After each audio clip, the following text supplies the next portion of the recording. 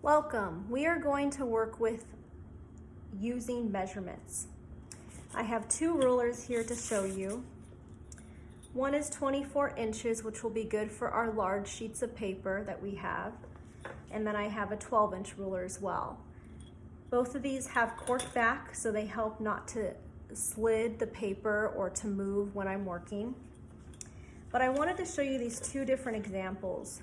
When you look at this ruler, the 1 inch begins at the very edge of this particular ruler, and it goes all the way to the 12 inches at the edge. Some rulers are designed where they're not at the very edge. So in this case, you can see that the 1 inch begins slightly beyond the edge of the ruler. So there's a curvature and then the 1 inch starts. And same thing at the very end with 24 inches. You can see that there is a slight edge that does not go all the way or actually goes beyond the 24 inches. So just be aware of that when you're measuring of how your particular ruler is. This is a 9x12 sketchbook. A lot of you guys will have this particular size. And all you're going to be doing is doing a 1/2 inch border.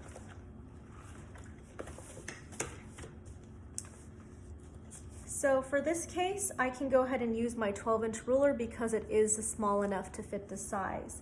Now remember, this particular 12 inches goes to the very edge. So I'm literally going to put the edge of my ruler at the edge of my paper, and I'm going to mark a 1/2 inch.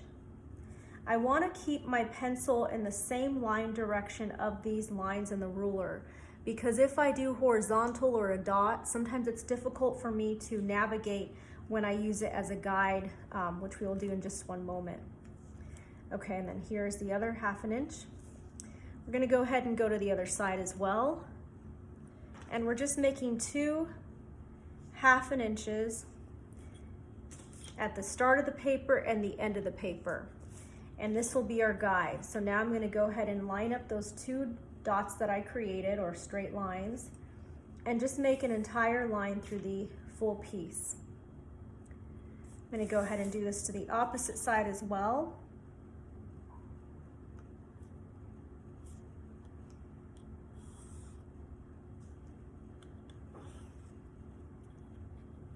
And then I just need to do the opposite sides.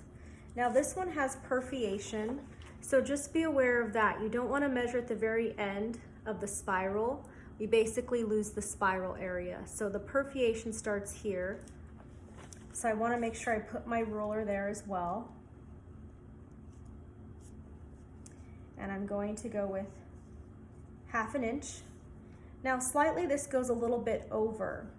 So I'm just going to move this over to make sure it's a full 1/2 inch. So just be aware when you are measuring, you want to have a 1/2 inch. Again, this is for sketchbooks. When we have different assignments, there will be different types of borders. So again, we are creating a border right now for our paper. This has a clean presentation to it. If we ever want to mat or frame it, it already has now this negative space that can help hug the area or can help frame the area if it was going to be matted. Also, if we were going to handle it. So for example, if I'm going to move it around, I can go ahead and grab the edges. Will be a little bit safer than actually touching the artwork itself. Okay, so this is now my 1/2 inch border that I will be working with.